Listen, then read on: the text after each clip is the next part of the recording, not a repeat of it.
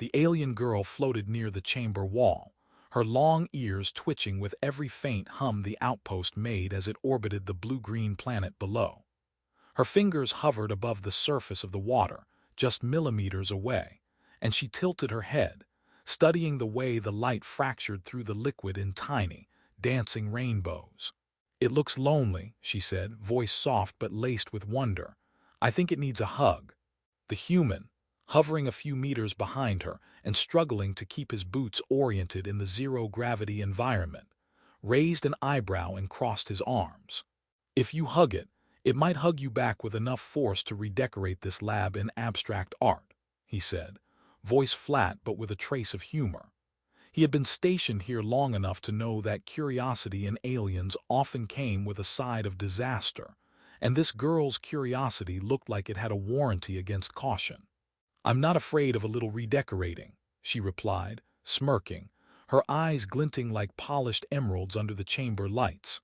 Her reflection shimmered in the water as though it were alive, and for a moment the human found himself oddly mesmerized by the way her features, though almost human, carried an ethereal precision. Sharp cheekbones, delicate hands, and those unmistakable long ears that twitched at every faint vibration. "Besides, it's just water, right?" He shook his head and floated closer, trying to position himself between her and the pool. "You have no idea what's going to happen if you touch it. That's not regular water. That's, well, technically, we call it quantum-stabilized H2O, but most people just scream when it goes funny.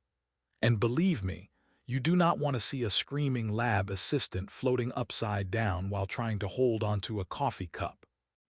Her ears twitched again, a faint, melodic quiver that suggested mischief. "Upside-down coffee, that sounds fun. You're exaggerating. Humans always exaggerate. Watch, I'll just touch it a tiny bit." "Tiny doesn't exist in this context," he interrupted, grabbing for her wrist. "Remember the last guy who said tiny and ended up with a small singularity forming in the storage room? Took 3 days to clean up the floating cat. 3 days, and the cat didn't even know what hit it." She laughed, a high, musical sound that echoed faintly in the chamber. "Your cats must be very patient to survive in zero gravity." "They're dead," he muttered under his breath, but the corners of his mouth twitched, betraying amusement. "Dead but heroic, and you're about to create a new hero or villain, depending on how this goes." Her hand hovered above the water again. The light fractured in strange patterns, refracting into miniature galaxies suspended in the liquid. "It's beautiful," she whispered. "Why is it so alive?" "Because it's not supposed to be," he said, exasperation creeping into his tone. "It's been stabilized, sure, but it's got properties that make physics take a vacation. Touch it wrong and gravity decides it's optional. Time gets funny, and don't even get me started on the hallucinations. 1 second you're touching water, next second you're a chicken in a Victorian ballroom arguing with a cactus." "Sounds delightful," she exclaimed, bouncing slightly as she adjusted her position in the zero-G. Her hair floated around her face like liquid silk, and her ears tilted forward, almost as if they were listening to the water itself. "Maybe we should test it. I've always wanted to argue with a cactus." He pinched the bridge of his nose. "I swear you aliens are built differently. Curiosity level maximum, survival instinct questionable." He grabbed a floating clipboard and waved it in her direction. "Look, we'll do this my way, controlled test. You touch the water while I supervise. No turning into cacti. No spontaneously developing 6 arms." "No, 6 arms would be useful," she interrupted with a grin. "Think of the multitasking possibilities." "Multitasking is how you accidentally destroy half the outpost," he muttered. He floated closer to her side and activated a small monitoring device that projected holographic readouts above the pool. The water shimmered in response, ripples forming strange geometric shapes that looked almost like abstract hieroglyphs. "See, it's responding to your presence. That's the fun part and the scary part." She dipped a single fingertip in carefully, wincing slightly at the sudden tingle that traveled up her arm. The human's eyes widened. "Careful. That's exactly what I'm talking about. Gravity's having a little identity crisis. A droplet lifted into the air, rotating slowly, catching light like a prism, and then split into dozens of tiny, spinning orbs that floated in whimsical arcs around them. She giggled, trying to touch one, but it darted away as if alive. It's playing with me. Yeah, that's the polite version of what it's doing. Keep poking it, and it might start rearranging the lab furniture just for fun. Or worse, give you a haircut you didn't ask for. She tilted her head thoughtfully, letting the tiny spheres drift around her face. Maybe it likes me. Maybe it's lonely too. You're projecting again, he said, though he couldn't hide the faint smile tugging at his lips. It's a pool of unstable quantum fluid, not a puppy.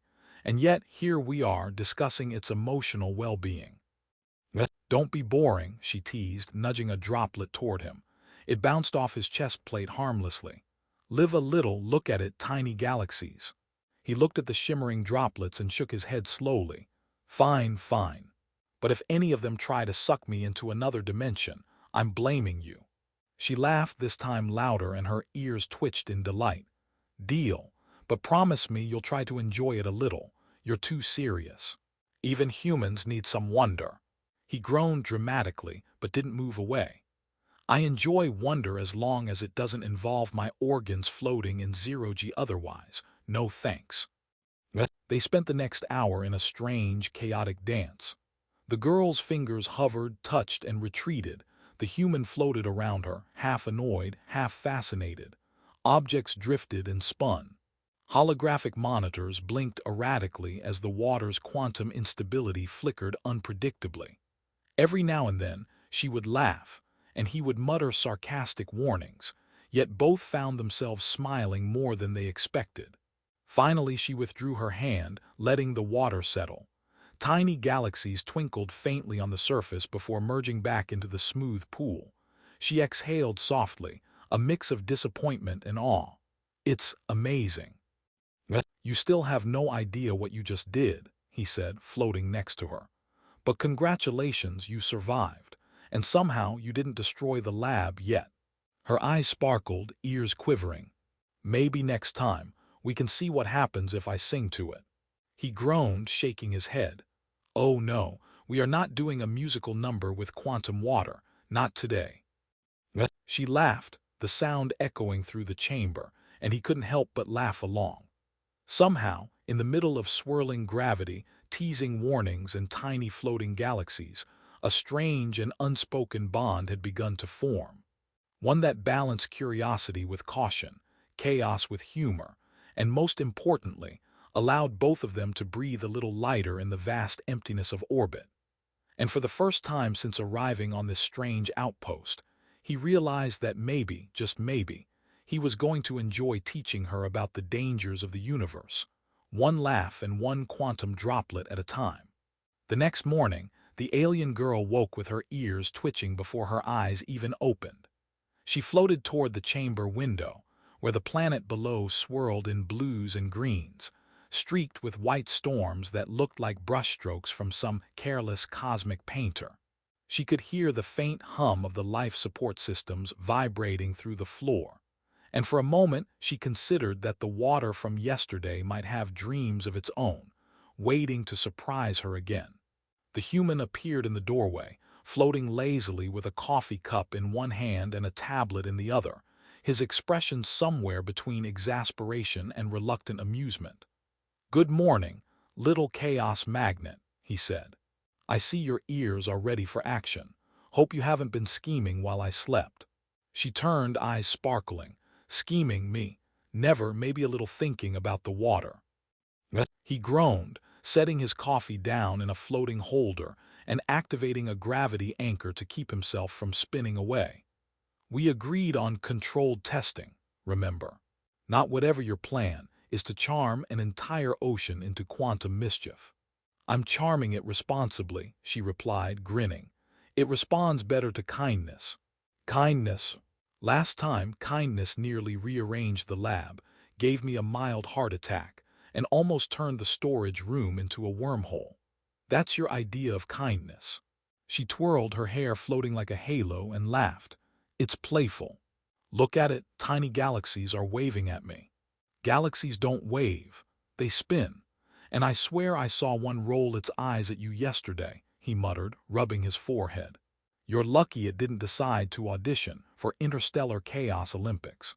She floated closer to the pool again, careful to keep a hand's distance. What if I just observe this time? I promise no touching, unless it invites me. He raised an eyebrow. Water doesn't send invitations. That's why it's dangerous. You touch it, you might turn the whole chamber into a disco for unstable particles, and I'll be stuck trying to prevent a zero-G conga line of lab equipment. She giggled, hovering near the edge of the pool. I like your stories. You humans make danger sound like a bedtime tale. He sighed, but there was a faint twitch at the corner of his mouth. Bedtime tales. Sure, if your bedtime includes quantum anomalies, floating coffee cups, and the occasional screaming cat hologram. Ready for another lecture in physics and surviving your curiosity? Absolutely, she said, floating just above the surface, long ears twitching with delight. Teach me. So he began, pointing at the swirling patterns in the water. See, each droplet has a quantum signature. It interacts with your presence, your thoughts, even your emotions. You touch it wrong and you can create. Well, last week, someone made a mini black hole in the storage bay. Her eyes widened, then narrowed mischievously. Mini black hole. That's cute. Could I keep it as a pet? You'd end up as its lunch, he said dryly. And I'd lose another lab assistant. Don't tempt me. She floated closer, ignoring the warning, and a single fingertip brushed the surface. The water rippled like liquid crystal, and suddenly the droplets lifted into the air, spinning in complex, playful arcs. They collided and separated, forming miniature, self-contained nebulae that glowed softly, each pulse synchronized to the girl's heartbeat. She laughed, mesmerized. It's dancing, look, it's dancing with me. The human grabbed her arm gently. Careful, dancing with gravity-optional water is more dangerous than it sounds. I'm not sure whether it's going to applaud, pinch, or implode. Or all three, she whispered, grinning. The droplets began to respond to her movements, mimicking her gestures, forming shapes like little animals and impossible geometries. One tiny nebula shaped itself into a floating dog, then promptly rolled over and barked a beam of light toward her. She squealed and reached to pet it, and the human snatched her hand just in time. See, this is what I'm talking about. Controlled chaos. Not chaos for free-range amusement, he said. Unless, of course, you're auditioning for interdimensional zookeeper. Maybe I am, she said, feigning innocence. I have experience in taming cosmic water. I read a pamphlet somewhere. Might have been fiction, but details are overrated. You read fiction and somehow turned it into a lab hazard. Perfect. Humans are doomed, he muttered, shaking his head. Or maybe we're just entertained, hard to tell. She twirled in the air, letting her long ears float behind her. You're enjoying this. Admit it. You'd be bored without me and my water adventures. Enjoying is a strong word, he said. Let's call it minimally terrified fascination. That counts. Her hand hovered again above the water, the droplets spinning and forming a tiny galaxy that rotated around her fingers. She watched it, fascinated, and then she whispered, "What happens if I sing to it?" He groaned dramatically. "Oh no, absolutely not. Quantum water does not respond well to human musical interpretations. You could accidentally summon a particle storm, or a disco tornado, or, God forbid, a singing black hole. Black hole with rhythm, that sounds fun," she said with a laugh. "You're impossible," he said, though a reluctant smile tugged at his lips. "Your lucky curiosity looks cute on you. One wrong note and I'm explaining to command why half the lab is orbiting the coffee machine." She leaned forward slightly, and the droplets formed a spiral around her fingers, glowing brighter as though reacting to her amusement. "I think it likes me. It's playful like a pet." He floated closer. "It's not a pet. Remember the mini black hole? That was someone else's pet. Don't turn this one into a sequel." "But we're having fun," she protested. Look at all these shapes, it's like the universe is playing with me. You might be the only human, or alien, allowed to survive this experiment with a sense of humor intact, he said, shaking his head. Others usually scream or get stuck in a loop of floating furniture. She giggled, watching a droplet split into hundreds of tiny luminous stars spinning slowly around her. I like loops. Loops are fun, and furniture can fly. It makes the lab feel alive. Alive is not the word I'd use for gravity-defying desks, he muttered. Marginally chaotic, yes, alive, not recommended. She reached forward again, and he caught her hand just in time, holding her steady. Look, no sudden heroics. One slip and we end up in a dimension where time prefers to walk backwards. It's a lot less fun than it sounds. Trust me. I trust you, she said, eyes shining, though her grin hinted she was imagining exactly what would happen if she didn't. They floated in silence for a few moments, the only sound the soft hum of machinery and the faint shimmer of quantum droplets. Then she leaned closer and whispered, "You're not boring, even if you complain a lot." Complaining is part of survival, he said, but there was warmth in his voice. And maybe, just maybe, your brand of chaos makes orbiting a water planet more tolerable than it should be. She laughed, and the water responded, forming tiny swirling galaxies that mimicked her amusement. He floated closer, hands on his knees, and shook his head in disbelief. Somehow, amid the danger, the unpredictability, and the swirling, playful chaos of quantum water, the moment felt safe, almost like a shared joke between two beings from entirely different worlds. "Okay," he said finally, glancing at the rotating droplets. "We'll continue tomorrow. But for now, no singing, no pet black holes, and absolutely no hugging the water." She floated back reluctantly. "Tomorrow, then. But you'll admit this is fun." He grumbled, rubbing his temples. Fun is subjective, chaos is universal. And as they both drifted away from the pool, the droplets continued their playful dance, shimmering like miniature stars in zero-G, silently promising that the next encounter would be even stranger, funnier, and possibly a little more dangerous. The outpost was unusually quiet that morning, the hum of machinery softened by the distant storms swirling across the planet below. The alien girl floated near the observation window, long ears flicking with every vibration, her eyes tracing the violent currents of color in the ocean beneath. The water had been on her mind ever since their last experiment, and she could feel the familiar tug of curiosity that had always been her guide, and sometimes her troublemaker.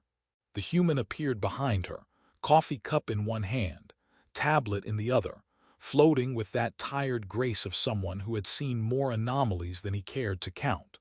"Morning, little chaos magnet," he said, voice teasing but laced with concern. "Ready to tempt the water again, or did you finally decide to give my sanity a break?" "I'm careful today," she replied, grinning. "I've been thinking about how dangerous it can be. We can do it safely." He raised an eyebrow. "You've been thinking. That's new. Usually thinking comes after touching, and touching comes with screams and floating furniture." "Not today," she promised, hovering near the pool. "I want to learn, really learn." He sighed, floating beside her, and tapped a holographic panel to stabilize the chamber. "Fine, but remember, controlled observation. You touch nothing until I say so, and no singing, arguing with cosmic droplets, or trying to tame a black hole. I mean it." She laughed, the sound filling the quiet chamber. "Deal. I'll behave, mostly." As they began the controlled experiment, she observed the water carefully, noting the subtle shifts in color, the tiny eddies that formed like miniature galaxies, and the way droplets hovered, spinning in arcs that mirrored her breathing. She felt the thrill of understanding, the pure joy of discovery tempered by caution. The human watched her, noting how she had changed since their first chaotic encounter. Her laughter was still bright and curious, but her movements were deliberate, her gestures thoughtful.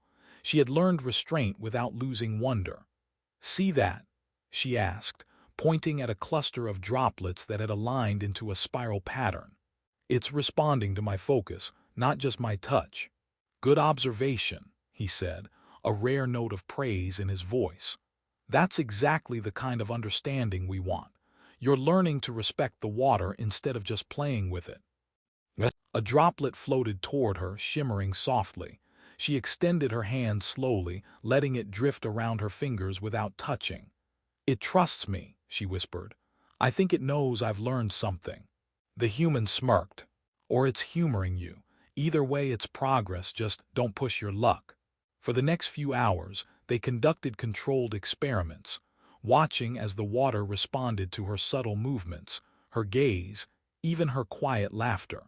Objects floated around them, but this time they stayed in place, almost as if respecting the discipline she had learned. She marveled at the complex, delicate patterns forming before her, and he made sarcastic comments about how they were turning the lab into a floating art gallery, which made her laugh. Suddenly, an alert blared from the monitoring system. Nearby planetary scans had detected quantum fluctuations spreading from their pool. The human's face tightened. Great. Looks like your curiosity has a wider audience than we expected. Oops, she said, feigning innocence though her eyes were serious. What does it mean? It means, he explained, floating closer, that uncontrolled quantum effects could affect the oceans below. If we're not careful, your little playdate with the water could cascade into a planetary event. She hesitated, then looked at the pool. Her hand hovered above the water, long ears twitching. I understand now. I can't just reach in recklessly. I have to be careful for everyone. He nodded, surprised at the gravity in her tone. Finally, the lesson sinks in, and for what it's worth, I think you've grown a lot. You still have curiosity, but now you pair it with caution. That's a rare combination. She smiled, a soft, satisfied curve of her lips. Thanks for teaching me. Together, they devised a plan to stabilize the water, using her intuition to guide subtle adjustments while he controlled the environmental parameters. Droplets danced around them, miniature nebulae spinning and glowing, but this time there was no chaos, only harmony. The water had become a mirror of their cooperation, a reflection of understanding born from laughter, caution, and mutual respect. Hours later, the pool finally settled. The droplets merged into a calm, shimmering surface. The planet below seemed to respond, currents aligning like brushstrokes settling after a storm. The human floated back, exhausted but relieved. Well, I'd say that's a job well done. No disasters, no black holes, no impromptu disco tornadoes. We survived mostly unscathed. She laughed softly, long ears twitching as she dipped a single fingertip lightly into the water. Mostly unscathed, she repeated, smiling at him. And I feel different, more aware. I can't just rush in anymore, but I'm not afraid to explore either. Balance, he said, floating next to her, and maybe a little sense of humor to survive quantum chaos. She laughed again, eyes glinting with both relief and excitement. Exactly, and maybe you're not as boring as you claim either. He shook his head, smiling reluctantly. I'll take that as a compliment, don't make a habit of it. They floated there in silence for a few moments, watching the pool shimmer in the soft light of the outpost, the distant storms on the planet below twisting and dancing in time with the quantum reflections. There was a quiet satisfaction in the air, a sense that they had survived not just the chaos of the water, but also the unspoken fears, the dangers, and the unknowns that came with it. You know, she said finally, maybe next time we can explore the oceans below. There's so much I want to understand. He groaned, half in protest, half in amusement. I have a feeling the oceans below are far less polite than my coffee cup. But okay, we'll take it slow. Controlled exploration, agreed. Agreed, she said, smiling, carefully but with curiosity. He nodded, finally allowing himself to relax, realizing that in teaching her, he had learned too. That caution did not mean fear, and that curiosity, when guided by trust and respect, could reveal wonders beyond imagination. The alien girl floated above the water one last time, letting her long ears twitch gently, droplets shimmering like stars around her fingers. She had grown, understanding the weight of curiosity, the thrill of discovery, and the importance of restraint. The human watched her, a rare pride in his expression, knowing that this moment, this delicate balance of wonder and wisdom, was a beginning not just for her but for both of them. The water rippled gently, as if in quiet applause, and they both laughed softly, letting the calm after the storm carry them forward into the unknown together, ready for whatever came next.